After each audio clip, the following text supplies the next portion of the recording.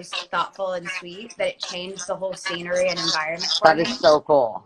And and we just like listened to podcasts and just like laid in my bed together. And but like ever since then, I bought like a ton for my apartment. Yeah. And I use them all the time, like before bed, and it's so nice. It just calms me down. That's like a perfect memory. That's amazing. Yeah. So we're getting super close to done. I was going to ask you about, okay, inflammation. So that's like a lot of cause of pain and health issues. I also feel like we can make this about inflamed amounts of stress. But anytime we make a decision, even when they are not ideal options, it's best to ask yourself, what is the best choice out of all my options right now? So yesterday we were talking about sugar is inflammatory, but a lot of people are going to have more narrow, less choices for this time being with everyone stocking up. So it's like, okay, if you have 3 things, what's the best out of those 3? So when you're tempted to make a decision that is not best for you, what's a tool that you use to make the right call? I guess right now I'm looking at every time I go to make a decision, I ask myself, what are my values? And does it align with my values? If it doesn't align with my values, I don't do it. I love that. Right now, to me, there's these fucking cupcakes in my pantry that my family has, and I want them so bad, but I also know that right now sugar can lower my immune system. Yeah. So my values are, it's prioritizing my health. You know, that is my number one value right now. And so I'm going to go with that over just wanting sugar, you know? Yeah. Just because I know that right now everyone's immune system needs to be tip top, you know? Yeah. And I need to do what's best for that. So yeah. I agree. I basically freaked out when I went to the grocery and got 3 cartons. They can get you with like probiotic, but it's ice cream. So there's a probiotic ice cream that I looked and I'm like, sugar is literally the worst thing for your gut, and it has so much sugar, but like they put probiotics, so there's like one little thing in there that makes me go like, oh, I should buy 4 of those. But the good news is they're officially gone because they were devoured, but no more. There's no more, but you can get manipulated, and you have to be very careful at the grocery store of finding ways that they tell you something is healthy and it's absolutely not healthy. There's this documentary. Well, I forgot the name, so it doesn't even matter.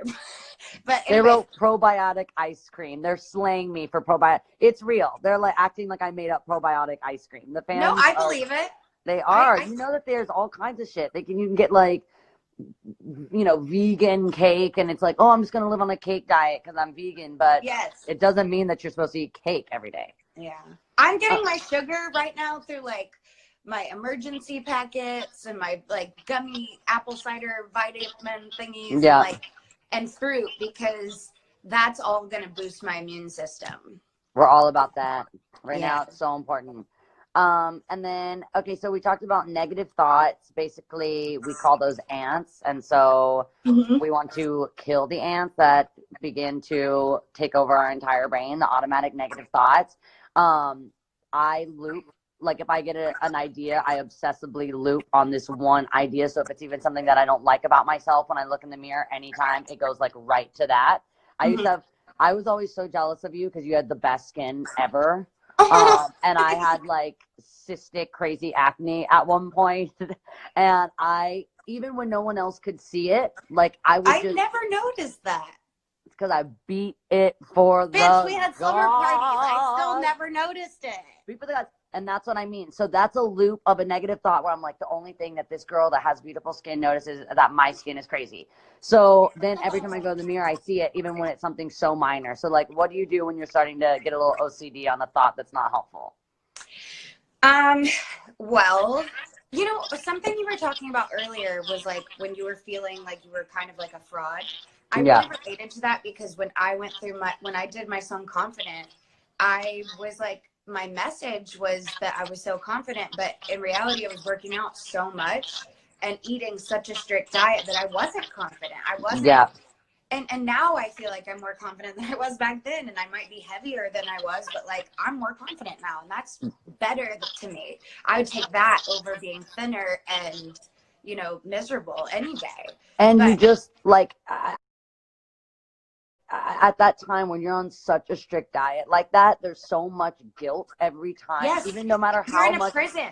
no matter how much you exercise, you're just constantly, every time you go to a plate of food, you feel like, I felt like a servant of like this brain that it was just, it just doesn't give you the best quality of life that you can have. It doesn't. And then after like going through so much stuff that I did, I realized the quality of life that I want isn't in dieting and extreme exercising. It's just being happy. And so when I have a negative thought like that come into my head, I go back, like I said, I go back to my values. Like, is this what I believe in myself? Is this going to help me tomorrow? And sometimes, you know, there's a thing about body affirmations that like I used to tell people to do all the time. I used to be like, tell yourself you're beautiful and that you love yourself. And like, reality is you don't always feel that way.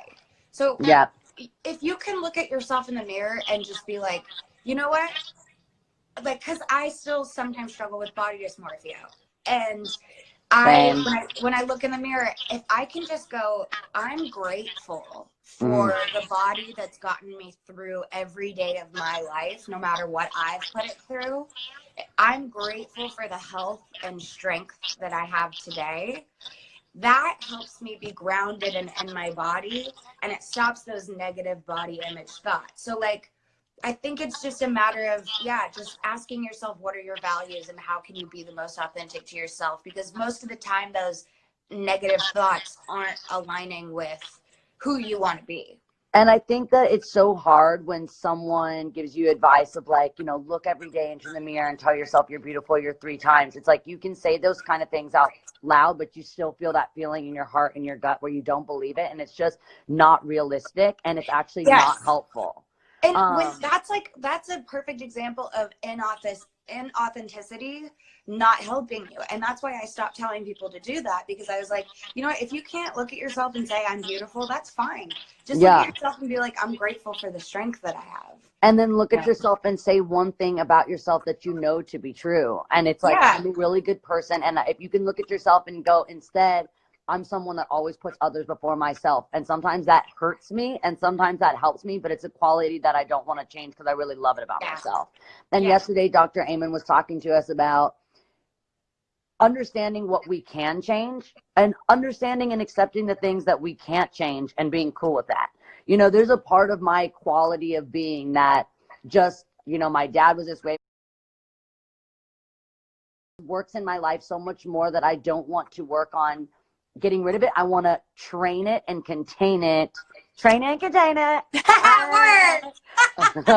You'll hear that all week. But I really do. I want to like know how to use that as I actually, when I got my throat surgery last year, I always had this like really crazy like growl in my voice. My voice always been really low. And it used to be something that wasn't an option. No matter what, my voice was growly and dirty and, you know, rough.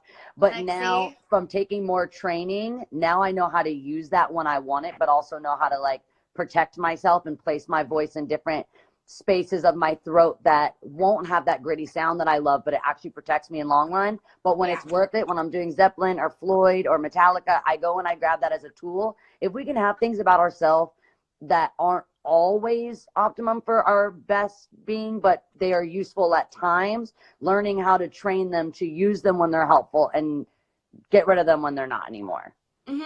Just training. And then so 2 more things about dedicating time, even just 15 minutes to learning something new a day.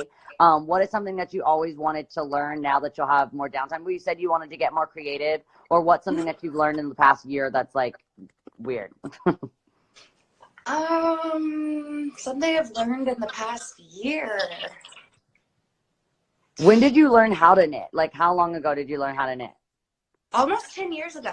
10 years ago? Almost 10 years ago. I learned when I was 18, and I was obsessed. I knitted all the time. And so I think one thing that I'm going to do is relearn, because I always forget, and then it gets cold outside and I'm like, wait, I need to look at that YouTube video. Yeah. so then I like relearn, and then I'm off. YouTube is life with that kind of thing. Yes.